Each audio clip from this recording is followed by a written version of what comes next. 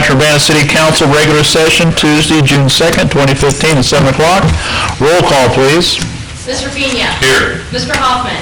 Mr. Fields. Mr. Evans. Here. Mr. Paul. Here. Mrs. Smith. Mr. Thackeray. Here. Please join me in the Pledge of Allegiance. I pledge allegiance to the flag of the United States of America and to the republic for which it stands, one nation, under God, indivisible, with liberty and justice for all.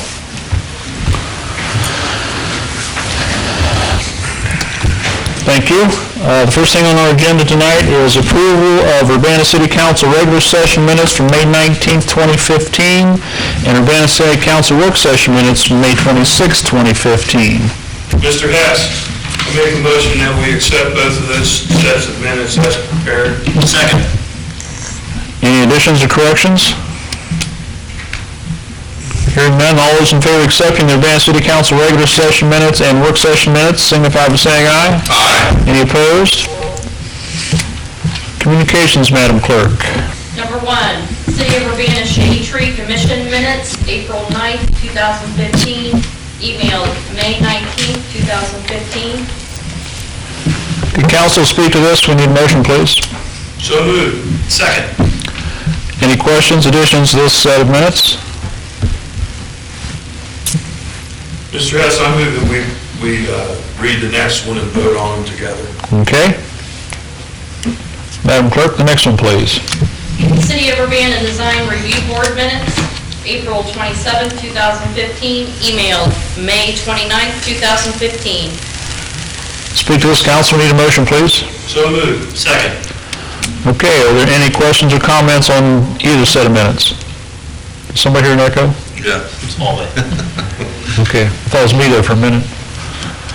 Hearing none, all those in favor of accepting the Urbana Shade Tree Commission minutes and the Design Review Board minutes signify by saying aye. Aye. Any opposed? Excuse me, Mr. Hess, would you like me to shut the door? Yeah, just, Do you need the list? I've got the list, but yeah. That way maybe the echo will go away. Maybe not. Maybe it's me. New talent. Loosen your tie. No, that's what it is.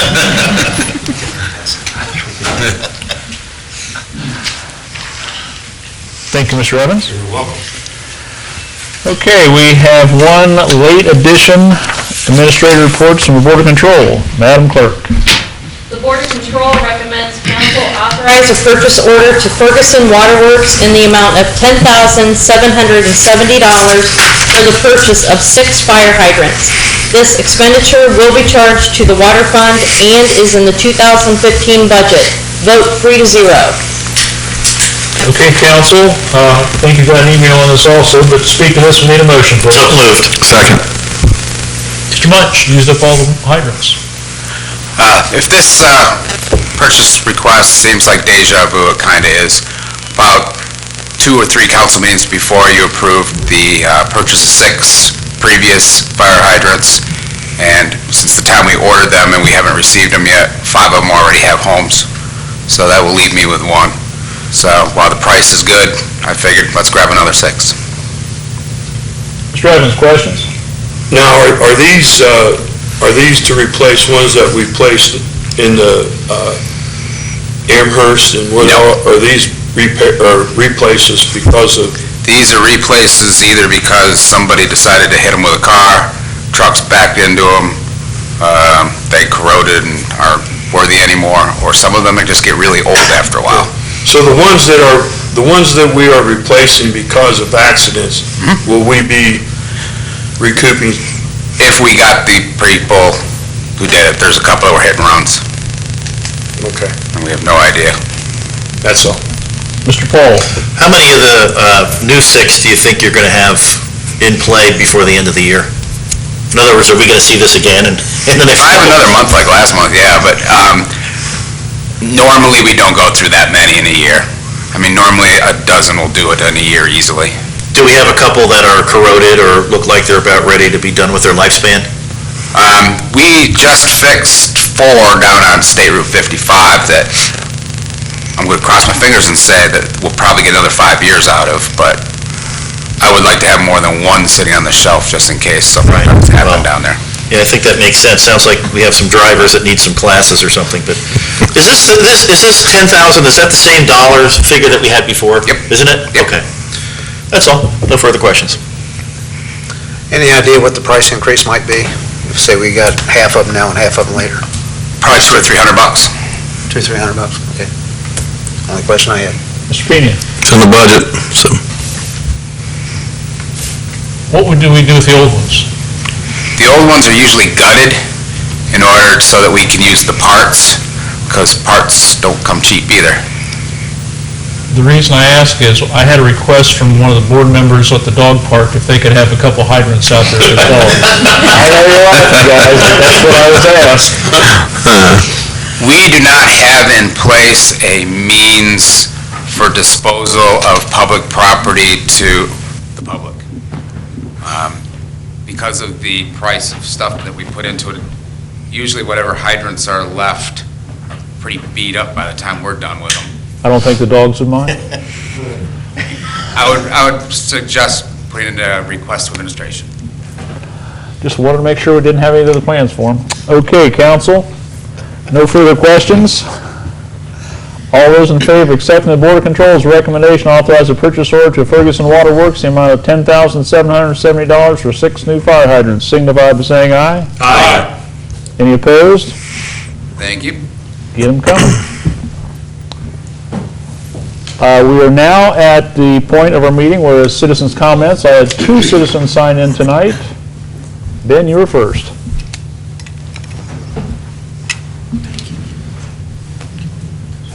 Good evening, Ben Volrath, normally with Dayton Power and Light, but tonight actually speaking on behalf of our Leadership Champaign County group that just finished up a couple weeks ago.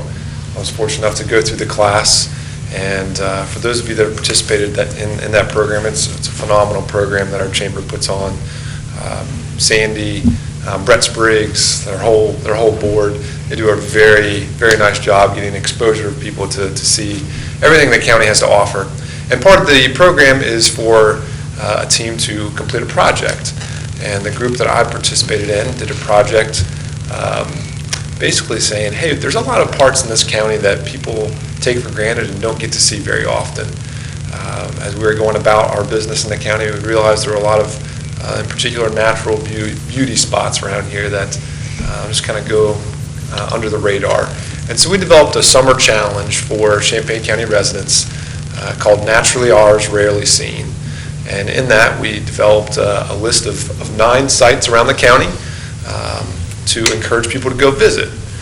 And the idea is that maybe you've never visited these before, or maybe you can rediscover them for the first time. Maybe it's been since an elementary field trip that you've gotten to see some of these. But for example, Ohio there's only 3 counties in Ohio that have more nature preserves than Champaign County.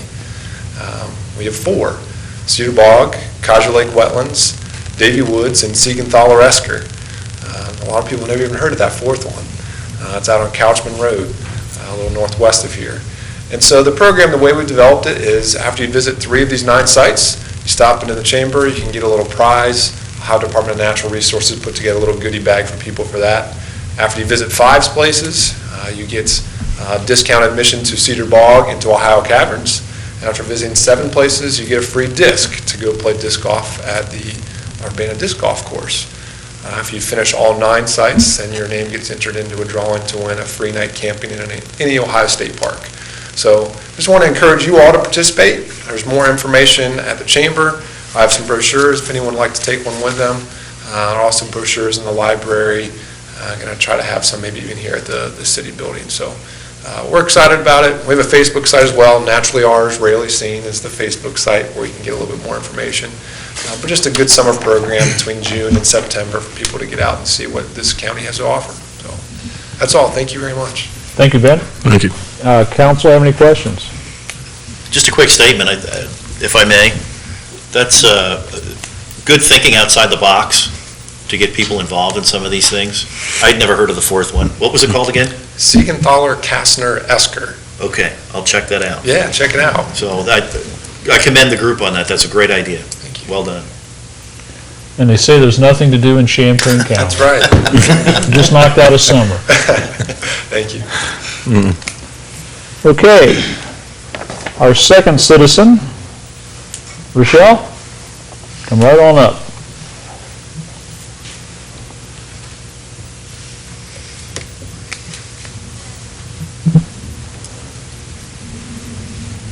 Good evening.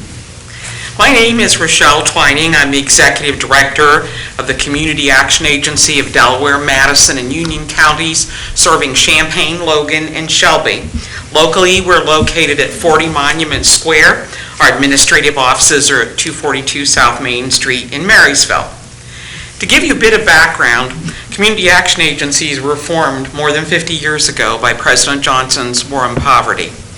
The overall philosophy of community action is to give people equal opportunity, to not be part of the safety net as much as a trampoline to help them find their way up.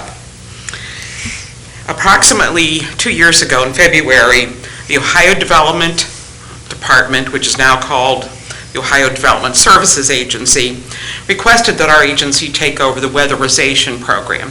Weatherization is a program that started in the 80s to provide energy efficiency to low-income householders. 78% of the people that we serve are senior citizens. The goal of our weatherizing a home is to reduce the consumer's energy consumption by 50%. In 6 months, we are inspected, their energy bills are reviewed, and if we've not been successful, we got to go back. Our agency had been successfully operating the program under ARA and regular funding, and the agency that was serving Champaign, Logan, and Shelby Counties, Tri-County Community Action, was not meeting its production goals. So we began to provide that service to Champaign County. Later that year, the Ohio Development Service Agency then requested that we provide the Home Energy Assistance Program. Home Energy Assistance Program is both an emergency program to help people pay gas, electric, propane, coal, wood, and even corn pellets. But it also enrolls people in a program called PIP. PIP is an agreement between the government and all the utility companies that if a person signs up to pay a certain percentage of their income every month towards their utility bills, they cannot be disconnected. That's good news. The bad news is if they default, they cannot receive emergency assistance again. So it's a good program, helps a lot of families stay warm, helps folks keep their electricity on when they need it for medical and other purposes. Shortly after us taking temporary control of the heat program, the Tri-County Community Action Agency Board terminated its director, and it was determined by the Ohio Development Services Agency that they could not continue to operate. At that time, they assigned the Community Services Block Grant to our agency for your county.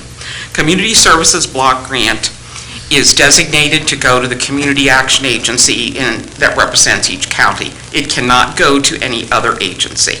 It's designed by federal law to only go to a Community Action Agency. So we began to provide Community Services Block Grant services to your county as well. I want you to know that in the past year, which is 2014, unduplicated households served in your county by our HEAT program were 1,519 households. That doesn't represent the number of people in the household. So if you have a mom and dad and 2 kids, that's 4 people. They didn't count. We were only counting households, and that's 1,519 unduplicated households. We also have served in your community 20 units that have been weatherized or given emergency home repair. Emergency home repair is a particularly important program for seniors because we provide handicap accessibility modifications, and we also do provide some services like if there's a leaking roof and that sort of thing that allow them to stay in their home, which for many people on a fixed income is very difficult. Last year, for the first time, we provided the Volunteer Tax Assistance Program in your community. The reason that program is so important is not only are we saving the client the filing fee, because we have volunteers who provide that service, but we are helping them sign up for the Earned Income Tax Credit for our financial literacy program, which helps them with budget issues, and credit repair. It's important to me that you know that of the households we serve in your county, a significant number are people who are employed, 63%. Another significant number are disabled. The balance would be senior citizens. The reason that's important for me, so that you know that, is that many people have the wrong impression of people served by our agency. Most of the people we serve are hardworking folks, but they're working at jobs that don't pay them a living wage. We've started to define poverty somewhat differently. We now think of it as episodic poverty. We deal with a lot of families that, as long as everything is running smoothly, they can meet their basic needs. But if a transmission goes out on a car, or a child falls and breaks their arm and they don't have health care, or some sudden job loss occurs, they have no safety net. They have no savings, and quite often they have no access to credit. Of the people that we serve in your county, 15% receive SSI and 38% receive Social Security. Again, that's primarily your senior citizens. The racial makeup of the people we served in your county last year was 96% white and 3% African American. You will see that in addition to the direct services we provide to households in your community, we've been involved with many activities that are community-wide and support the overall strength of other nonprofits in your community. We are involved with the Continuum of Care, the Area Agency on Aging, and so forth. But the reason we are here tonight is that in order to continue to serve Champaign County, we must seek your endorsement. The endorsement needs to go to the Ohio Development Service Agency's staff and directors and leaders to determine that we would permanently be assigned to provide services in Champaign County. I have reviewed for you the services we provided because I want you to know that since becoming a representative for Champaign County, not one single citizen has missed a service that they were eligible to receive. And more importantly, we have provided more services to the citizens of your community than was previously provided by the Tri-County Community Action Agency. One of the most significant things that you would want to know, I think, is about our financial stability. Our agency has a history of the past 4 years of absolutely clean audits. We are audited by a single agency, which is done by a certified public accountant, which we hire independently. We are also audited by the Ohio Development Services Agency, as well as 3 other state agencies. We have absolutely clean audits, both for program and performance. Recently, our agency made a large investment in Union County. We purchased a building for $660,000, and we put $150,000 in improvements in that building. Our agency is growing. We have, in addition to the good audits, we have money in the bank, which protects us from sudden loss of grants, and it also helps us at times help clients who don't quite meet the criteria for the various programs that we have. So we are very pleased to be here. I don't want you to think it's been an easy undertaking. It's been full of many challenges. I understand that most communities would prefer to have a local agency. However, the trend of state government and the trend of the country overall is that services are being regionalized. As an example of that, our housing programs were regionalized about 2 years ago. We are part of Region 10. Region 10 is administered by the Salvation Army. So the Ohio Development Service Agency gives the money to the Salvation Army, and then they make grants to other agencies, such as ours. It saves on administrative costs, and it also saves them on monitoring costs.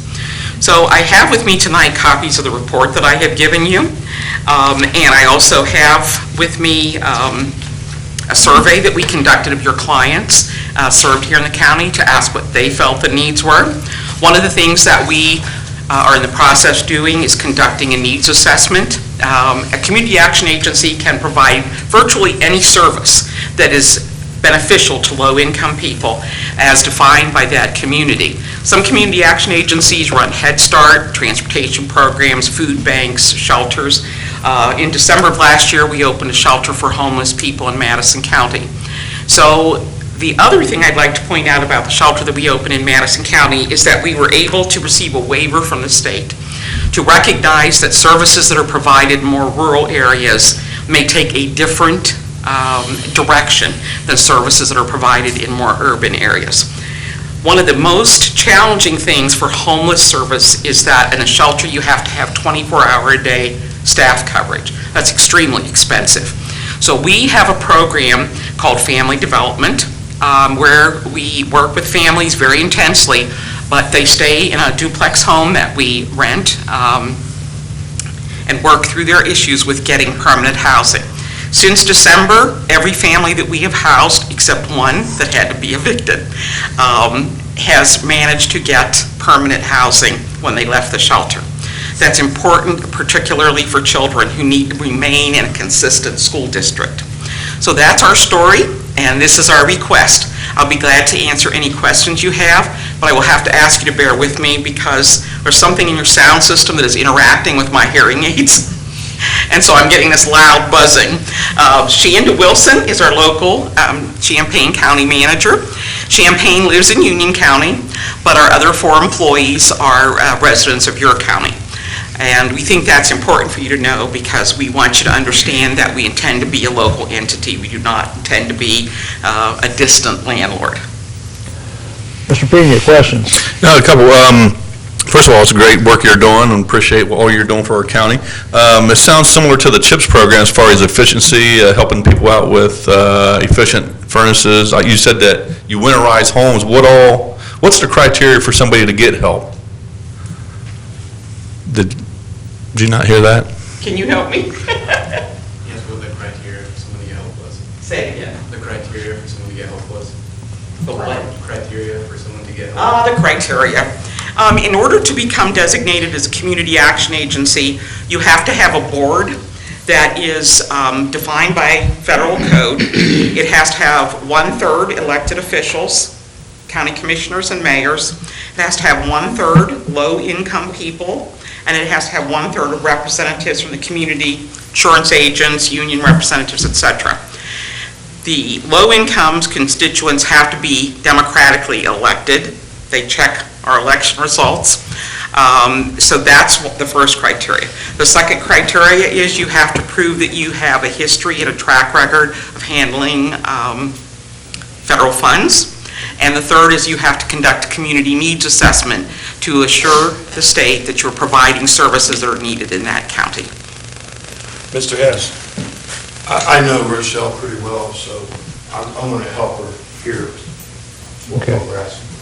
Rochelle, what Mr.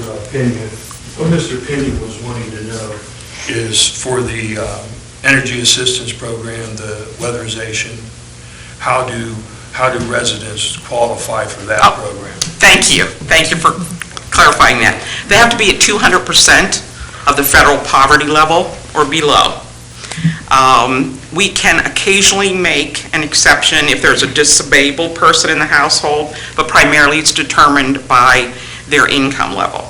Now, when they come into our agency to apply for any service, the application that they do works for any service in our agency. However, if they want to participate in the weatherization program, they also have to participate in the heat program so that we can review their utility costs. Okay, thank you very much. And he also was comparing the CHIP program, you're familiar with that, to the weatherization program. It kind of works the same way as far as improving their weatherization. Yes. Okay. All right, thank you. I don't have any questions. I do appreciate the presentation, though. It's good information. It sounds like there's a lot of good work being done, and I appreciate that. Thank you. He applauded you for your good work. Say it again. He's applauding you for your good work, and he appreciates Oh. the presentation. Thank you. Thank you. I have nothing to add. I'm going to come back tomorrow and talk to whoever does your sound system. I want to particularly recognize Shanda because when our agency was asked to take over the heat program, we had 2 weeks. 2 weeks to find offices, 2 weeks to get phones installed, 2 weeks to get computers started. Had we not done that, the 1,500 households in Champaign County that needed utility assistance would have had to call an 800 number in Columbus and wait. And sometimes that queue can take days. They'll take your number and call you back. So it was important that we do that. And initially, I want you to know, we had cooperation from the Tri-County's board. We hired many staff people from Tri-County because they were experienced and they knew the community. So that was an asset to us, but the actual physical setup was a big challenge. Okay, I'm going to ask my questions from here, okay? My first question is, our mayor will be ultimately the one that makes the choice for the city, correct? Correct. Okay, so council, it's going to be Bill's decision. But Bill, I would like to say that in order to make a smooth transition from what they have picked up and ran with from Clark County, it would behoove us and it would better serve our citizens that if we gave them our blessing to continue the work that they're doing, because another agency coming in will have to ramp up to provide the services that they're already providing. They're a quality CAC. They have a great board of directors.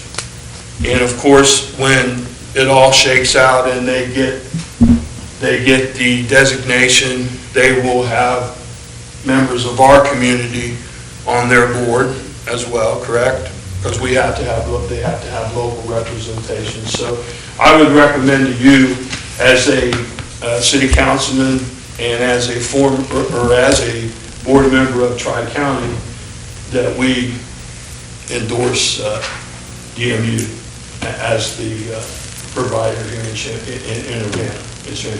Okay.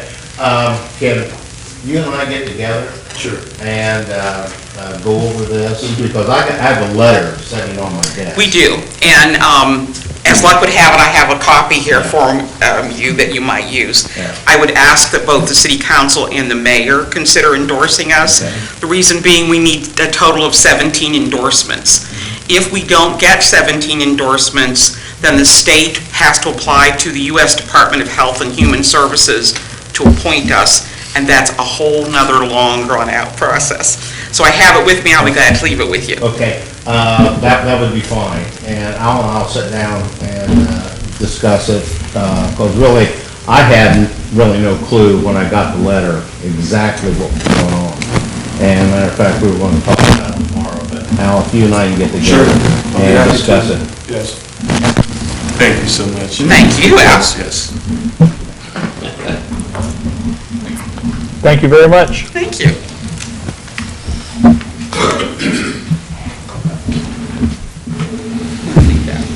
Yes, you can.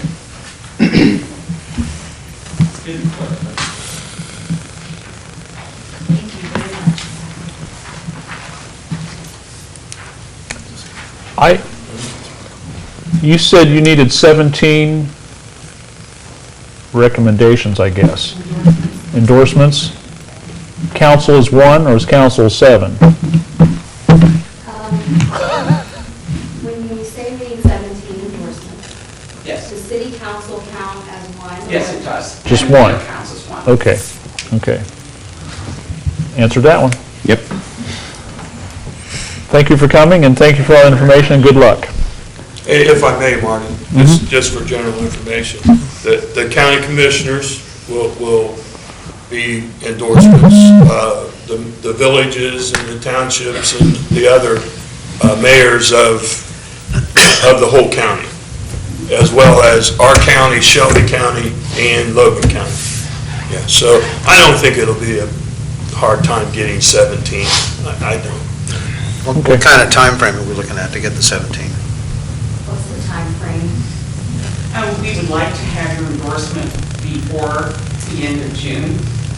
The state would like to make the decision final in July. So Okay. we do have Thank little you. time. Thank you. Any other citizens have anything you'd like to say this evening? Full house tonight, again, not quite. All right, we'll move right on to ordinances and resolutions. Third reading, Madam Clerk. Resolution number 2447-15, a resolution authorizing the mayor or his designated representative to amend the intergovernmental agreement dated August 30, 2011 for sewage treatment services between the City of Urbana, Ohio and the Board of Commissioners of Champaign County, Ohio by amending the map defining the Urbana drainage basin and declaring an emergency. Okay, council, this is a third reading, and we need a motion to that effect, so we can pass it tonight, please. Mr. Hess, I make a motion that we place resolution number 2447-15 on the business floor for discussion. Second. Thank you. One more time, Doug. Sure. This is an item that the county commissioners have already acted on. The city entered into an agreement with the county in 2011 that basically designated a drainage basin for the sewage system, and basically said if we have facilities in those areas that we can provide services in those areas. Our map stopped at Dugan Road, and of course we've done the project at Rothschild since then, and we've got canning equipment across the street that we'll be hooking in, so this is to revise the map to go just a little bit east of Rothschild, basically the Union Urbana Township line, so from Dugan Road where it was previously. As I mentioned, the commissioners have already signed off on this change. Okay, Mr. Thackeray, questions? No questions, we've talked about it. Mr. Paul? No, sir. Mr. Evans? None. Mr. Pena? No questions. Okay, roll call on resolutions 2447-15, please. Mr. Evans? Yes. Mr. Paul? Yes. Mr. Thackeray? Yes. Mr. Pena? Yes. Okay, resolution 2447-15 passes unanimously. That was our last third reading. We have no second readings, but we have a couple first readings. Resolution number 2454-15, a resolution to authorize preliminary approval between the City of Urbana, Ohio and the Ohio Department of Transportation for pavement planning and resurfacing of State Route 54, project number CHP State Route 54, 10.34, from the Urbana South Corporation Limit, Powell Avenue, straight line mile 10.34 to United State Route 36, straight line mile 11.22, plus or minus within the City of Urbana, Champaign County, Ohio, and declaring an emergency. Okay, council, this is a first reading. Declaring emergency means when it passes, it goes into effect immediately. Does not mean we have to pass it tonight. Doug? Yes, you do have a full 3 readings on this. It's not due to ODOT until November, so. And the project's not until 2019, so that being said, this is basically the city saying that we'll participate in the resurfacing of State Route 54 in ODOT's fiscal year 2019, which starts July 1st of 2018. So that being said, I'm not sure if this work will be in 18 or 19, but our local share at this point is anticipated to be $78,000, which is 20% of the total amount. You remember when we have paving on state and U.S. routes, ODOT brings federal money in at 80%, we match with 20%. So right now our anticipated match is $78,000, and this would pave 54 from Powell Avenue to Scioto Street. Mr. Evans, questions? Well, I don't have a question, but I have a comment. We have if you're not familiar with it, we had a customer. I guess they are our customers, aren't they? A citizen who had complained about the deterioration of the berm there on 54, and we had been just piling coal patch in there. Well, we actually went out there and chipped and sealed it, and he was very happy about that, and he says that'll go a long way to making that a little safer until we get this part of it done. So that was a good call, getting that chipped and sealed rather than temporarily repaired again. So. Mr. Paul? No questions. Mr. Thackeray? No questions at this time. Mr. Pena? No questions. Okay, we'll declare resolution number 2454-15 to have had a first reading. Our next one, please. An ordinance to amend Chapter 141 of the Urbana, Ohio Codified Ordinances concerning ambulance service rates and charges. Okay, this is also a first reading, Chief. We talked about this at 2 work sessions. 2 work sessions, yeah. In 2012, we aligned our rates with the American Medical Association standards. So that was 3 years ago, and we did a recent assessment to find out, what our comparable rates are in the county as well as outside of our local region here, and determined that we were very low. So I proposed that we increase our rates and more in line with what our comparables are at this point. Mr. Paul, questions? No, sir. Mr. Thackeray? No questions. Mr. Pena? No questions. Mr. Evans? Okay, so I'll come and see you. Okay. Instead of taking time here, I'll get my questions answered, maybe we'll go to that place I saw the other day for lunch. How's that? That would be great. Okay. Sounds like Mr. Evans is buying lunch. That's what I heard. That's what I heard. I second. Okay, I'm trying to get back to wherever I am here. I missed my paper. We'll declare ordinance number 4385-15 to have had a first reading. Thank you, Chief.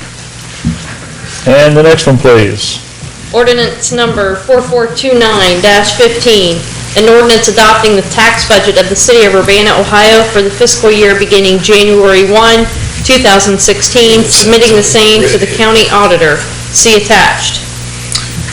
It's the yearly tax budget time already. Wow. Okay, council, this is a first reading. Chris, run through it real quick. Yeah, basically, this is the proposed tax budget for the city of Urbana. This is for the first reading tonight. The purpose of the tax budget is to make estimates of resources that will be available for appropriation for the 2016 fiscal year on a fund-by-fund basis. The budget must be approved by council by July 15th, then presented to the County Budget Commission by July 20th of each year. The Budget Commission will make minor adjustments to the estimated resources of property taxes and local government distributions and issue an official certificate of estimated resources. This is commonly referred to the OSER. The OSER establishes the legal maximum appropriation limits, the beginning cash balances, and the estimated revenues within each fund. This is part of the budget, the expense side that we'll get into in the fall. So this is hopefully all the money we have coming in this year, or next year. For 2016. 16, right. Best guess estimate. Yep. Mr. Pena, questions? None at this time. It's thick. Yeah. Mr. Thackeray? Not yet. Mr. Paul? Same answer, not yet. Mr. Evans? It seems like we got done with last year. Here we are. We just did it. No questions right now. Okay. Hearing none, I'll declare ordinance number 4429-15 to have had a first reading. Over it and bring your questions to our next meeting.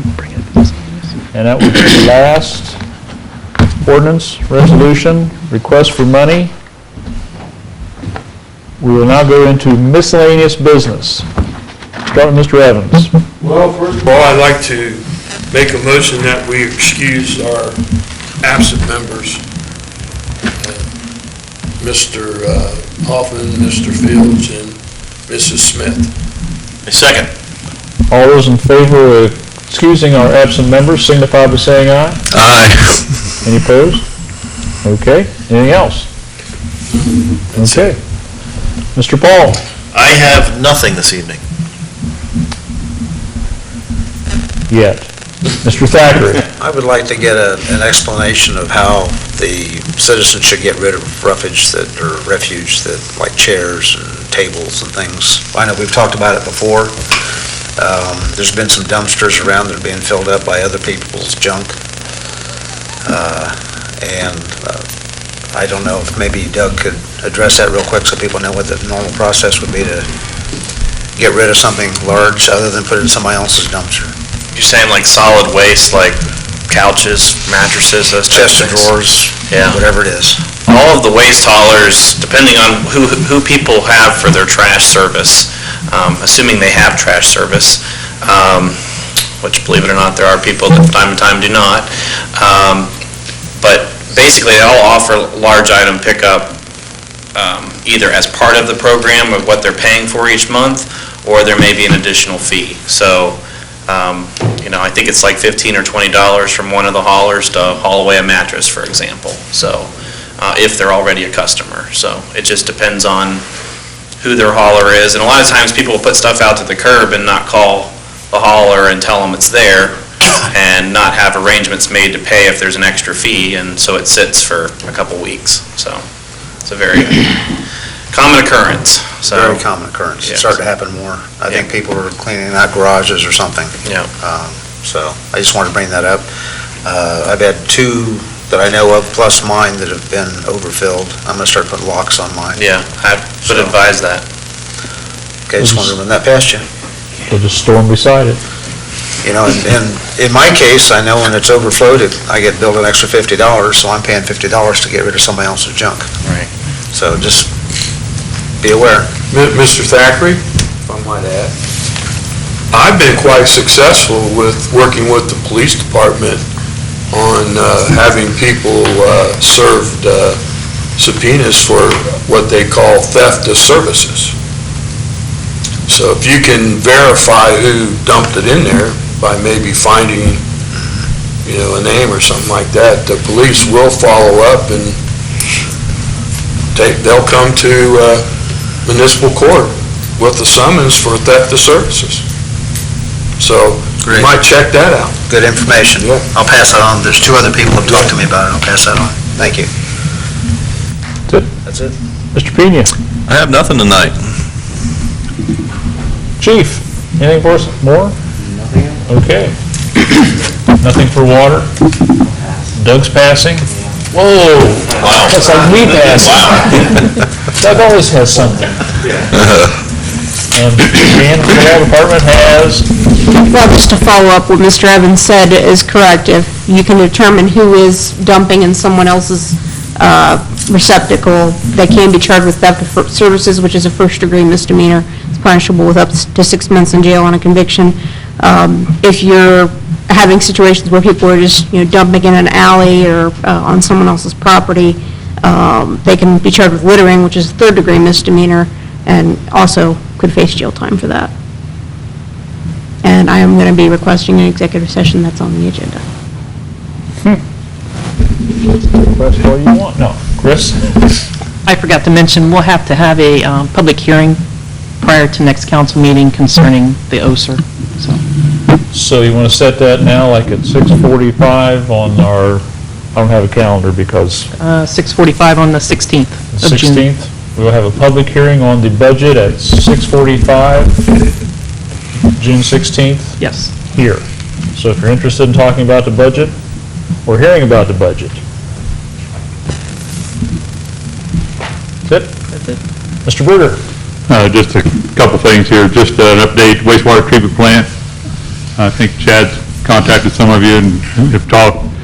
They did make the switch over to the new facility recently, and it's online and running, and they're working through some of the bugs on that. They're in the process of working through the old plant now, starting to do some switchovers, so we're moving along well there. And we had a follow-up meeting last Friday with CDM Smith. Everything seems to be on track. Looks like right now we should be well on schedule for end of the summer, early fall closeout, or at least to a point of doing the final inspections, that type of thing. So we're on track there. A lot of progress still being made on the Phase 1 water, Phase 1-1, Phase 1-2. Wood Day on Amherst, I know they're still working through that and seems to be progressing well. Yeah, I think they're moving along. They're moving along. So far, I don't know of any problems on our street where the homeowner had to call in a plumber to fix their lead into their house. So that's going very well. Right. But now they're in, I think, about the 400 block or so of Court Street. So they're starting to get into that congested area. So, but I think for the most part, Bob, I think they're going pretty smoothly through there. So then the Muzzy Road Bridge started, I think, last week. So we'll be starting to get into that a little heavier over the next, coming weeks. So a lot of activity still underway. Probably later in July, we'll see them start on the Market Street Bridge. So we'll wrap up some projects and start some new ones. So a lot of dust flying in the city this year. I appreciate, the community's been real good with cooperation, understanding the detours and signage and putting up with the dust. A lot of confusion, but it's going well. So thank you for all their help. That's all I had. Mayor Bean. I've got a couple things. I guess an announcement. The Champaign County Pilots Club is going to have their annual pancake breakfast on June 13th, Saturday. Pancakes, scrambled eggs, sausage patties, and drinks. Also, along with that, there's going to be a Military Appreciation Day out at Grimes Field on June 13th. They're going to display some Vietnam-era aircraft. There's going to be Huey and Cobra rides. There's going to be other military vehicles and armament displays out there. And then if you don't know it, there's going to be a Rhythm and Food Fest out at the fairgrounds starting, I think, the 12th, Friday night, and going through Saturday. At the airport, they're going to be having bus rides, a charter service between the airport and the fairgrounds. So if you can go out, park your car, attend the Military Appreciation Day, and then get on a shuttle bus, and they'll take you to the fairgrounds for some good food. I understand there's about 40 food trucks out there. And Pat, you know any different? You know? That's what I understand. There's 40 food trucks, and they're going to have music the whole time, and a beer garden. So, Overnight camping. yeah, there'll be overnight camping out there. The Military Appreciation Day is co-sponsored by the DAV Chapter 31 and VFW Post 5451 here in Urbana. So the admission is a hefty $1 for the Military Appreciation Day. So I think we all could afford $1 to go in and see this aircraft that we had during the Vietnam War, and some of our military, and go out there and thank them for their service in Vietnam. So that's all I have, Mr. Ellis. When was the pancake breakfast? The pancake runs from 7:30 to 11 o'clock on the 13th. The Rhythm and Foods is only $5 for the entire weekend. Yeah. So that's pretty reasonable also. And how much is it for the plane rides? Do you know any of that? No, I haven't got that. Okay. Yeah. Up to me, okay. Making up for the last time, I got a few. Who's in charge of getting our council meetings on the extra video? Are we there yet? Amy, have you seen us on YouTube?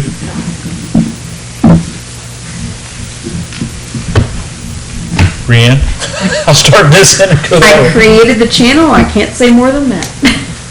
Anything, Chief? I'm gonna throw it all at the administration. Just on to the next item, Mr. I want an answer by the next meeting. Absolutely.